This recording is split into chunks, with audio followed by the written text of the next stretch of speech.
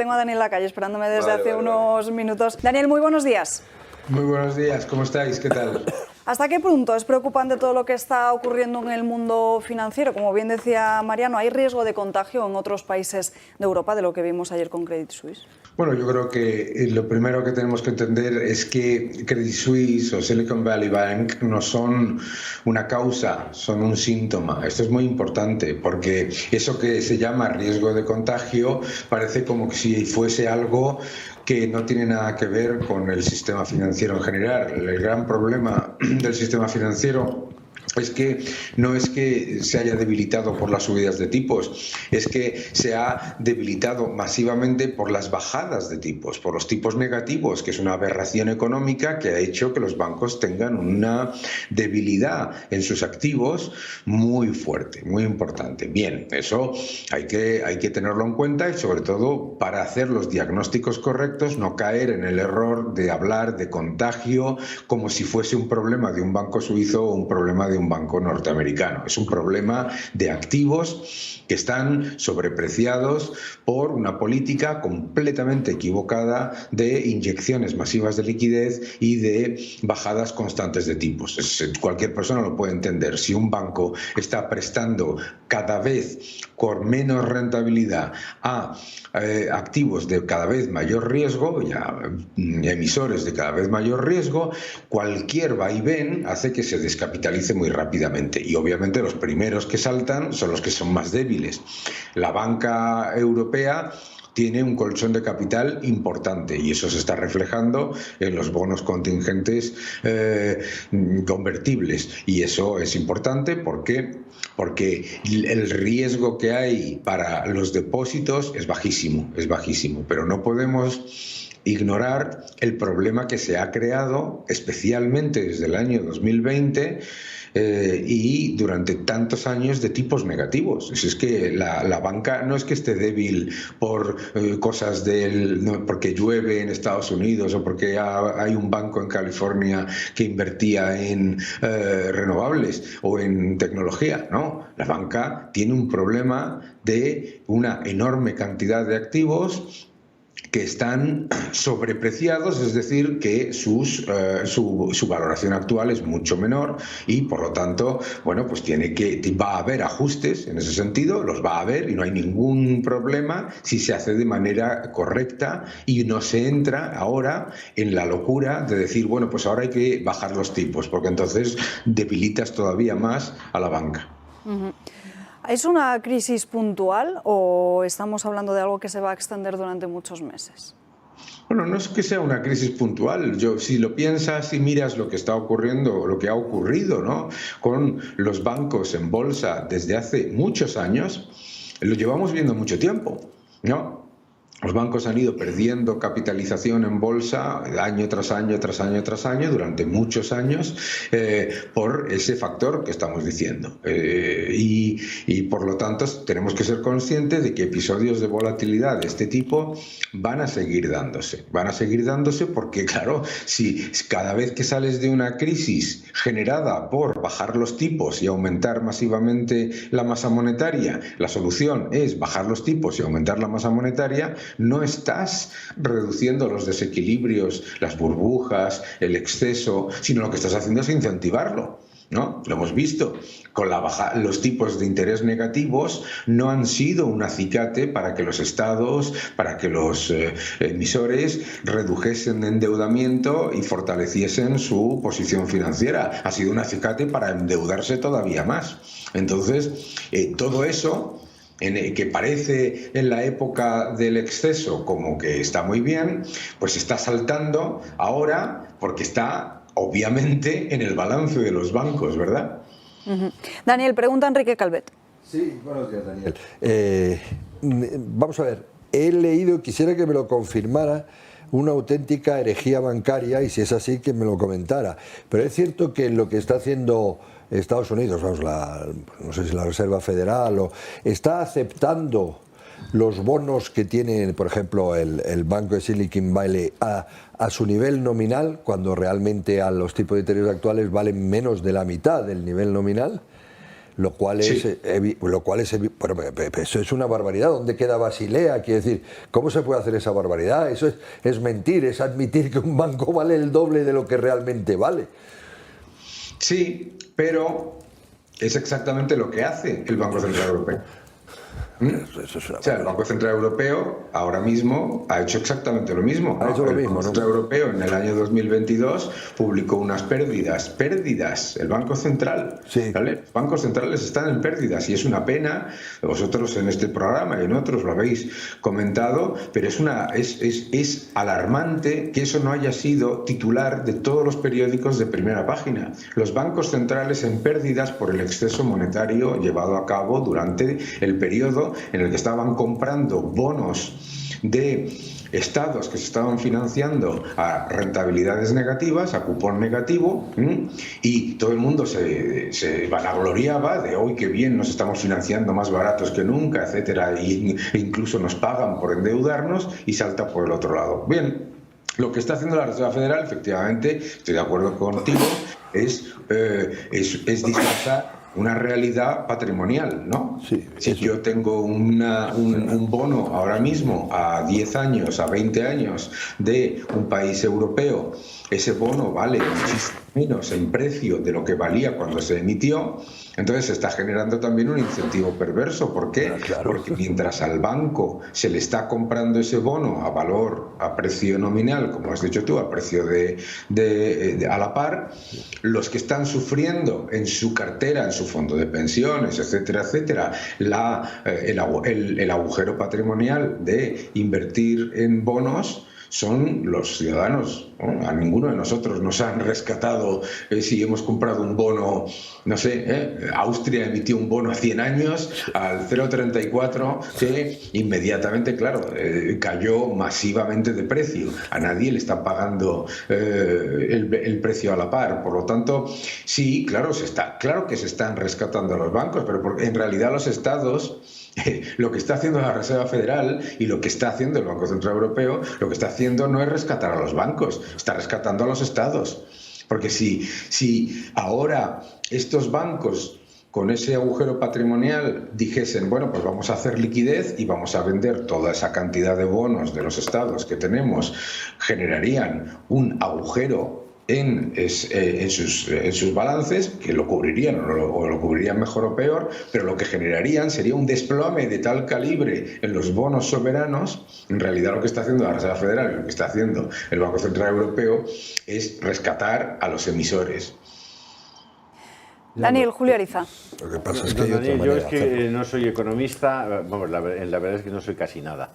Pero ver cómo el gobierno, vamos, la Reserva Federal Americana, el gobierno norteamericano o los propietarios de la Reserva Federal, porque no debemos olvidar que se trata de bancos privados los que son propietarios de la Reserva Federal, lo cual a un europeo, por lo menos a mí, me deja absolutamente perplejo. Porque al final, ¿qué intereses están defendiendo esa gente, ¿no? ¿Cómo se puede permitir y cómo se puede aceptar que se cree dinero de la nada en las cantidades en las que se han imprimido dólares en los últimos 2 años y medio? Es algo que a mí personalmente, como por puro sentido común, no me cabe en la cabeza, y estoy seguro de que los efectos económicos, aparte del inflacionario, los efectos económicos de una cosa así tienen que acabar siendo un crack financiero. Claro. Hombre, las crisis siempre son el resultado de un exceso previo, ¿verdad? ¿Por qué? Bueno, decías, la Reserva Federal, los propietarios de la Reserva Federal son bancos privados. Los propietarios del Banco Central Europeo son bancos estatales y han impreso no mucho, sino muchísimo más. Es decir, o sea, que no pensemos que esto es una cuestión de propiedad privada o propiedad pública, porque no he visto yo al Banco Central de Italia, de España, de Alemania, de cualquiera, parar a un Banco Central Europeo que ha aumentado su balance. Ojo, que el balance del Banco Central Europeo es el doble con respecto al Producto Interior Bruto de la Reserva Federal. O sea que todavía, si podemos decir algo, como decía Rich Clarida, es que menos mal que la Reserva Federal está en manos privadas. Si llega a estar en manos públicas, ahora mismo pues estaría como Japón. Pero bueno, da igual, ese no es el problema. El problema es ¿por qué se hace esto? Pues porque a todo el mundo Porque hay un incentivo perverso absoluto a todo el mundo y todos los que estáis en la mesa lo habéis vivido en la época en la que se bajaban los tipos de interés a tipos negativos y se aumentaba la liquidez y a los demás nos llamaban cenizos. Hay que inyectar liquidez. Entonces la gente se viene arriba, empieza a comprar cosas que no se puede permitir, se pide hipotecas al 1,2% y las toma a tipo variable. Es que nubla la percepción de riesgo a tal nivel que ahora, cuando salta, es echarle la culpa al que ha parado la música, no al exceso de la fiesta. Pero vuelvo a repetir, la razón por la que se hace es porque primero los gobiernos lo incentivan. ¿Cómo te crees que se están financiando esos déficits descomunales que están emitiendo los estados? Vía monetización. Claro, o sea, los bancos centrales no emiten dinero de la nada para nada, sino para acumular bonos de los estados, fundamentalmente, ¿verdad? Entonces, cuando viene el gobierno de turno y te dice, somos los mejores, hemos aumentado la deuda, hemos aumentado el déficit, pero nos financiamos más barato que nunca, y eso significa que hay confianza en este gobierno que lo hace muy bien, lo que está en realidad pasando es una burbuja, ¿verdad? Y si la burbuja pasa en el bono soberano, todo se hace muchísimo más caro. Claro, las acciones aumentan de múltiplos, las emisiones de private equity aumentan de múltiplos, los bonos claro, y eso en política monetaria se llama el efecto riqueza. Bueno, que puede tener un efecto a corto plazo si la medida es quirúrgica, extraordinaria y limitada. ¿De acuerdo? Es verdad, hay un momento de shock, compras esos bonos, aumentas la cantidad de dinero, se genera mayor confianza en la economía, ahí suben la bolsa, suben los bonos, la gente percibe que la cosa va mejor y entonces volvemos a salir un poquito más reforzados. ¿Cuál es el problema? Que lo mantienes y lo mantienes y lo mantienes y lo mantienes y lo mantienes y pasa de ser una medida extraordinaria, que yo tampoco estoy de acuerdo, pero en cualquier caso tiene su lógica, ¿de acuerdo? Pasa a ser una medida extraordinaria a ser una medida que es la norma. Tan la norma que hoy, yo llevo 17 entrevistas en los 2 últimos días, hoy me van diciendo, hombre, es que claro, van a subir las hipotecas porque están las hipotecas al 3%, están las hipotecas al 3% con la inflación al 7% y a ustedes no les parece una aberración que exista esa diferencia. Para que nos hagamos una idea, eso es como si cuando yo me pedí mi primera hipoteca me lo hubiesen dado al menos 4%. En términos reales. Y claro, pues y mientras se va acumulando ese riesgo, porque el riesgo se acumula lentamente y pasa muy rápido, eso es lo que nunca se explica a la gente se cree que entiende que se va acumulando el riesgo. Claro, ¿cómo no lo va a entender? Si te has pedido una hipoteca al 2,5% en el año 2011 y te la estás pidiendo al 1,2% para el mismo riesgo en el año 2018. Claro que entiende que eso hay riesgo, pero piensa que solamente puede bajar. Y así, esa misma mentalidad pasa con todo el mundo.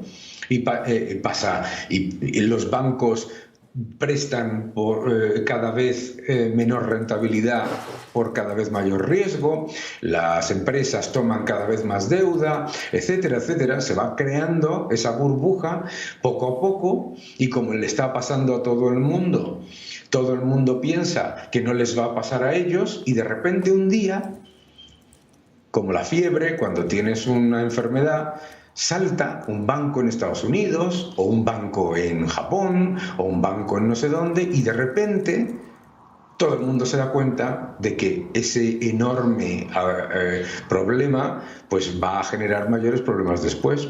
Pero claro, cuando se sale de la crisis del año 2008, que fue una crisis que todo el mundo entendemos que fue por tomar demasiado riesgo, bajar mucho los tipos de interés y acumular riesgo en el sector inmobiliario, y lo que se hace es bajar más los tipos de interés y acumular todavía más riesgo, pues entonces, pues nada, yo escribí un libro que se llamaba La Gran Trampa y me decían que es que yo era un cenizo. Pues bueno, pues nada, adelante. Y además, y esta es la respuesta, se va a volver a hacer. como bien acabas de comentar, con lo que está haciendo la Reserva Federal y lo que va a hacer el Banco, y lo que está haciendo, no lo que va a hacer, lo que está haciendo el Banco Central Europeo, que no ha parado la máquina de imprimir, ojo, no la ha parado, y lo que está haciendo el Banco de Suiza y lo que va a hacer el de Japón y el Reino Unido también, se va a hacer exactamente lo mismo, que es cubrir un exceso de riesgo con más exceso de riesgo, claro. Daniel, y una última pregunta muy rápida, que sé que te tenemos que liberar, de Mariano Calleja. Hola, Daniel, muy rápido, sí. Vamos a ver, hemos escuchado al presidente Sánchez unas declaraciones que a mí me han recordado muchísimo a las que hizo el presidente Zapatero en la crisis financiera de los años 2008 o 2010, 2011, cuando dijo que el sistema financiero español era pues, el más sólido del mundo, uno de los más sólidos, presumió. Ahora Sánchez pues, está diciendo prácticamente lo mismo. ¿Se ajusta a la realidad lo que está diciendo el presidente del Gobierno? ¿Cómo está el sistema financiero español? ¿Puede haber contagio? Ya hemos escuchado que a ti la palabra contagio no crees que no es precisa, pero ¿cómo está el sistema financiero español? Todo el sistema financiero, el norteamericano, el europeo, el español, está muchísimo mejor que en el año 2008, muchísimo mejor. Pero, claro, dices, bueno, efectivamente, ¿tiene el sistema financiero español exposición a la inversión en tecnología? Pues muy poca, pero tiene una enorme exposición a la inversión en pymes. Y no te quiero decir dónde se van las pymes en un credit crunch. O sea, uno de los problemas de mirar el efecto y no la causa es que piensas que no te va a pasar nada porque no tienes exposición a lo que tiene exposición Silicon Valley o porque no tienes exposición a lo que tiene exposición Credit Suisse. Pues sí, efectivamente, pero eso no quita que el problema no es ese. El problema es de la bajísima rentabilidad del activo y lo rápido que se pierde la capitalización de ese activo. ¿Están los bancos españoles mucho mejor? Muchísimo mejor. Y los americanos. Para empezar, si hubiese pasado lo mismo que ha pasado con Silicon Valley Bank en otro momento, pues en vez de caer Silicon Valley Bank y otro, pues hubieran caído 7, 8, 9, 10 a la vez, ¿no? No, está claramente, la banca está muchísimo mejor, pero eso no significa que no podamos alertar constantemente de cuál es el problema. Y el problema es que la banca está prestando en cualquier cosa, sea para tecnología, o sea para empresas automovilísticas alemanas, o sea para pymes, está prestando con rentabilidad sobre activos tangibles negativa con respecto a su coste de capital. Es decir, se está descapitalizando a la banca desde la política monetaria. Y eso tiene consecuencias, ¿no? Entonces, en el año 2020, todos vosotros escuchasteis a la gente decir, no, hay que imprimir todo el dinero que sea necesario, cuando sea necesario y sin límite, y ya lidiaremos con las consecuencias. Año 2023, señores, les presento las consecuencias. Daniel Lacalle, muchísimas gracias por estar con nosotros en directo, un placer. Muchas gracias, un fuerte abrazo. Gracias.